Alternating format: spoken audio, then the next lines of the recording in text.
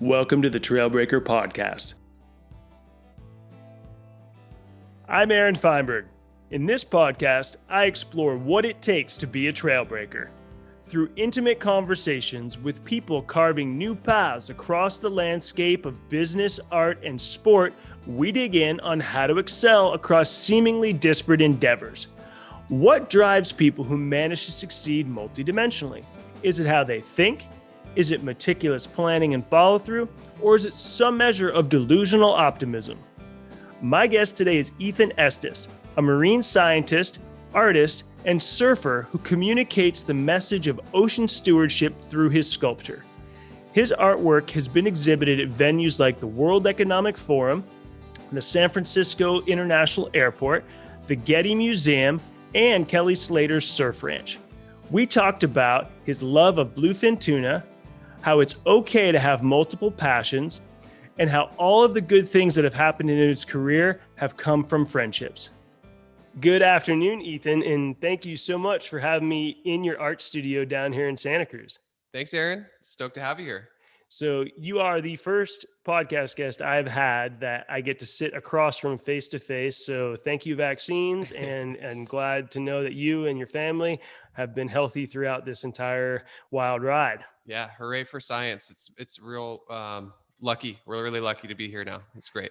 So in terms of what's happening in this space that we are currently in, there's a lot of art, there's a lot of science, there's a combination of all the things that you love. So tell us a little bit about what you're doing in this studio. Yeah, we're in my art studio in Santa Cruz, California. And this is kind of where, this is my happy place. You know, this is where I get to dream up ideas and kind of return to like a childlike joy for just making stuff and building and experimenting. So it's literally my happy place. And a lot of your art is very ocean themed, and you had a background at Stanford in environmental science that sort of set up your art. So talk to us a little bit about how that came to be. Where's your passion for the ocean come from? I've been super lucky to grow up here in Santa Cruz, which we are right on the Monterey Bay National Marine Sanctuary. Like we were just at Surfing Pleasure Point, and you know, there were literally whales swimming outside of the kelp forest, and we have this incredible ecosystem. So growing up, kind of soaking in that, pretty much bestowed upon me a feeling of love for the ocean, and also fear, because we have like this healthy population of great white sharks. And so I wanted to be a marine biologist from pretty early on. And I also made surfboards at the same time. So I loved making stuff, not art. It was really just about making cool boards. And those two things kind of came together and put me where I am now, of just loving research, but also loving making stuff.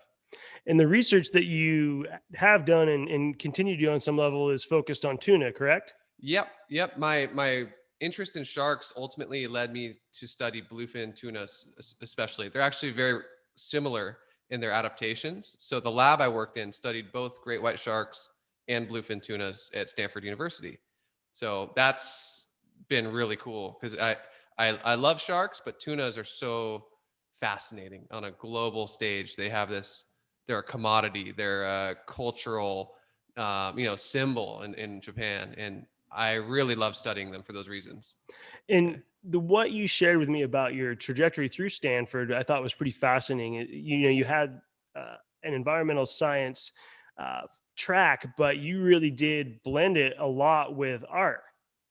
Got pretty lucky. I found a program that was interdisciplinary. And so for me, I would have been a little bit bummed if I had only studied marine biology in college. And I found a way to take basically a third of my courses in the art department and in the mechanical engineering department, and count those towards my science degree.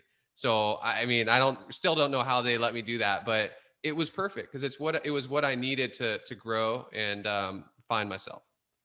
And from that, you worked at the Monterey Bay Aquarium for a bit, yeah? Yeah, and I didn't want the job. I was super ready to just go full into art after graduating from Stanford. I did like a master's program right after undergrad, and I was just like done with science. I'm going to be an artist now. And I got an email from Dr. Barbara Block saying, "Hey, I just lined up a job for you at the Monterey Bay Aquarium." studying bluefin tunas. And I was like, dang it. Like I was going to drive to Chile in a van and surf and make art. So I very begrudgingly took that job, which was a smart choice because I probably wasn't going to get offered another job in the field of marine science. So anyway, I took the job and it was awesome. It took me all over the world studying bluefin tuna ecology and conservation. And I loved it. It was great. And then what happened to shift you from science being the primary way you spent your day to some of this beautiful art that we're looking at and that gets made here? That was a pretty interesting process for me. And this is kind of one of my messages when I talk to kids in schools these days is like, in life, it's okay to have multiple passions. So the whole time I was working as a scientist, it was great and I enjoyed it and I was good at it. And I kind of peaked pretty early, like 23, I was living my kind of dream job. And I think that I knew in the background though that I was sacrificing something. I had this creative side that I wasn't giving enough energy, and that was a hard pill to swallow. You know, there's some days I would just be kind of bummed that I was just crunching numbers and writing code, and you know, science can be a lot of computer time. So I realized I wanted to work with my hands more, and I left my work at the aquarium in 2014 and stayed on as a part-time researcher though. So now you're free and clear mostly. And then what'd you do with yourself? I was totally ready to be free and clear, but my boss at the aquarium was like, hey, there's this project in Japan that we're just starting. It's a collaboration to study bluefin tuna. Because for people who don't know, bluefin tunas are born in Japan and they swim across the Pacific 6,000 miles and they grow up in California and they swim back to Japan and spawn. So it's an incredible life cycle and we don't understand it that well. It's worth noting that they get caught at every step along the way. So there's this conservation element as well. So it was a really cool, juicy research project. And here I am trying to dive into like trying to become an artist for real now. And I had this really cool project that I couldn't leave behind. So I took the job and begrudgingly again, and I'm really glad I did because to this day, all of the art that I make is inspired by the time I spend in little fishing villages. Nobody speaks English, hanging out in Japan, just in, you know, absorbing the culture in a way and drawing inspiration. So Amazing. And having seen some of your pieces, they are truly amazing. But for folks who aren't familiar with your work, it is pretty big. A lot of it's big. I mean, we're looking at a smaller piece here, but talk to us a little bit about some of the range of the pieces and where people can kind of go and check them out. well, it's kind of funny that the art that we have sitting next to us kind of tells you a story of my growth as an artist. I started out making prints, like impressions. So in Japan, there's a tradition of gyotaku, which is where you take a tuna or a fish you've caught, and it's like maybe it's like a big, beautiful fish, and you want to show your friends. But this is 600 years ago, and you don't have a camera, and so you ink it up with ink, and you lay fabric over it and press. And everywhere you press, the image of the fish will transfer, the scale patterns and the fins, and that's the tradition. But in being in Japan, I was exposed to a lot of cool gyotaku prints.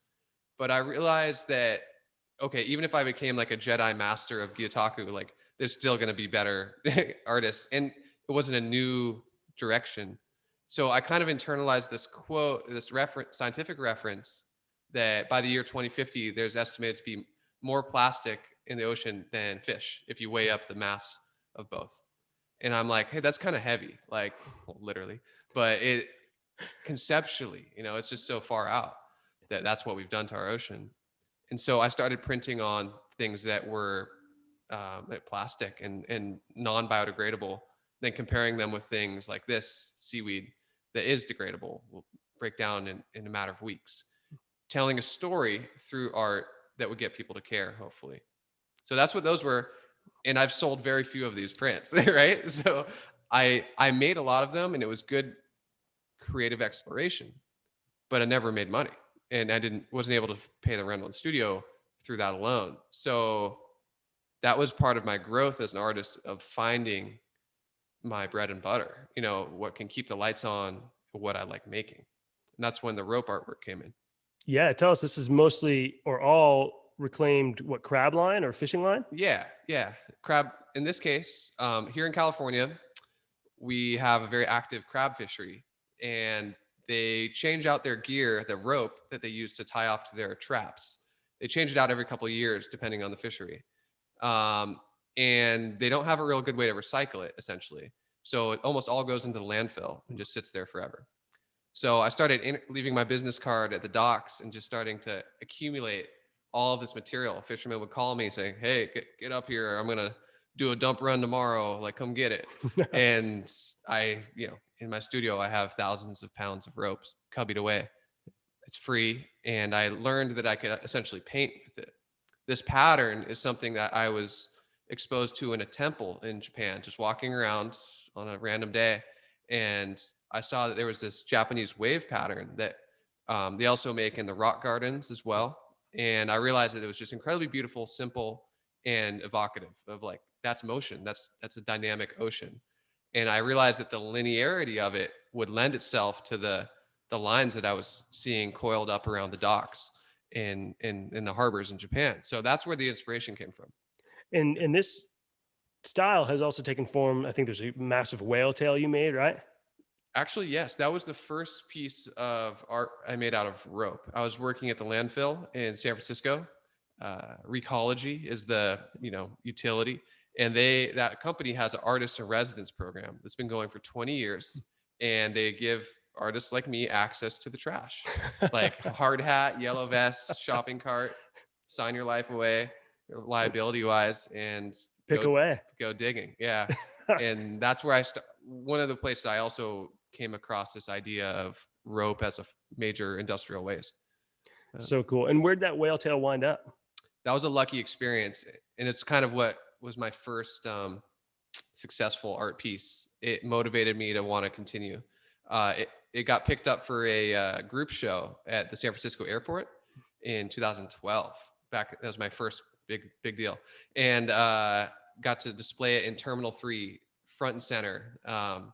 And so like 5 million people walked by it that year. So it was really a huge breakthrough because I had just finished college at that point. And it was kind of what told me that I needed to keep going as an artist and not just go get a PhD. Yeah.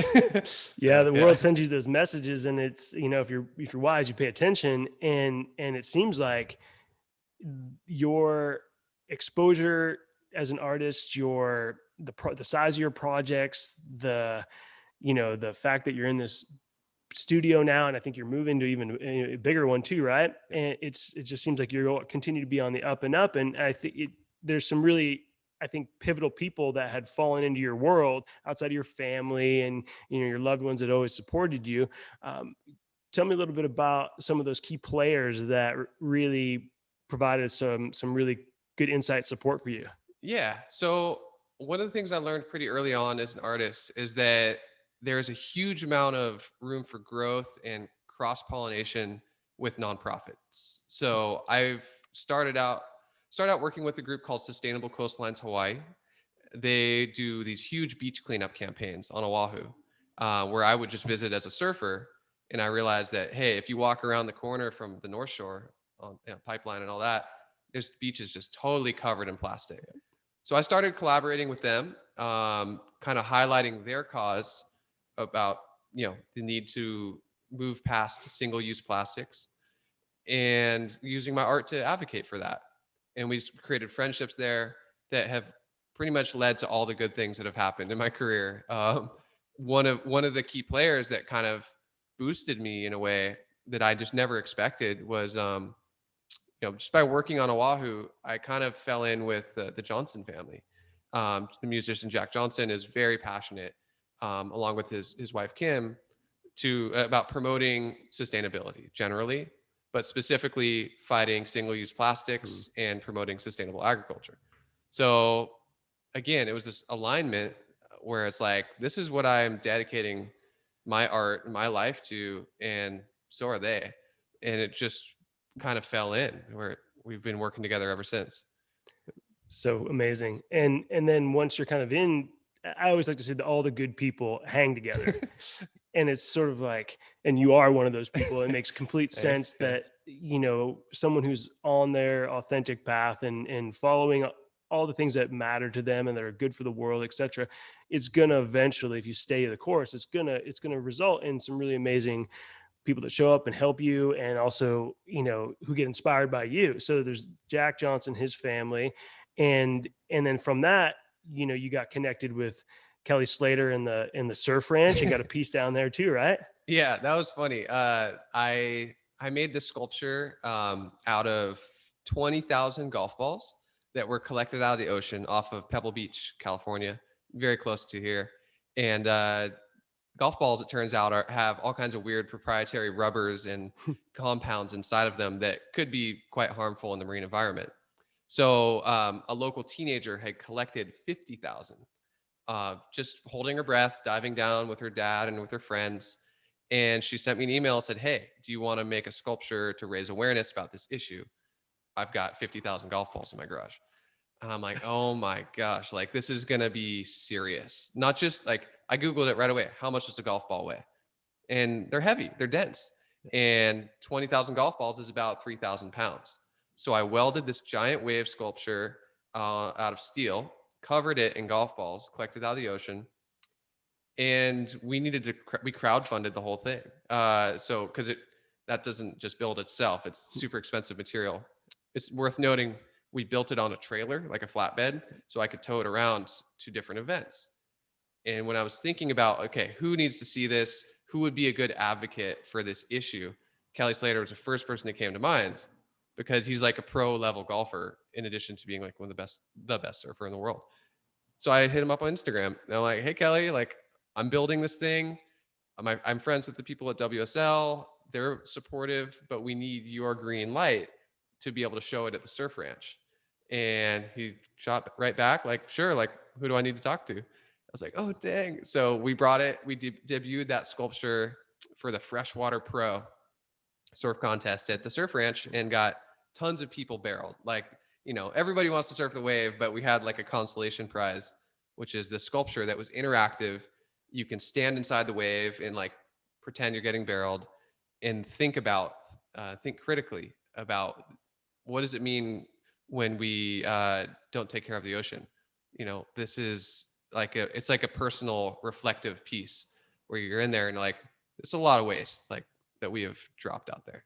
It's funny. The one and only other time I've been in this studio, you had just drums and drums of these golf balls, and you were drill pressing them, and you're like, "Aaron, I'm sorry, it stinks like the high heaven in here because those things had been at the bottom of the ocean for a while." And I mean, you were only through some micro amount of them, and then however many months later, you brought it up.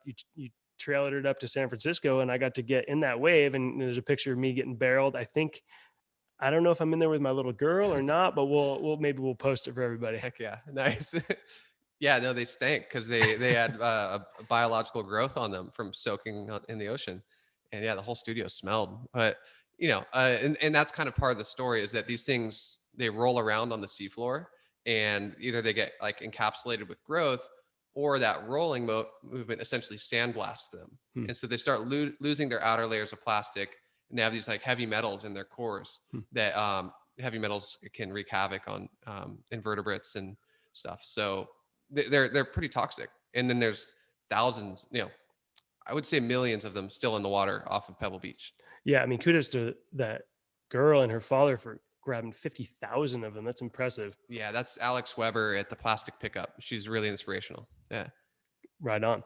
And so it was just such a cool story. I mean, it's just like, you just continue to follow what you're up to, be brave and go after it.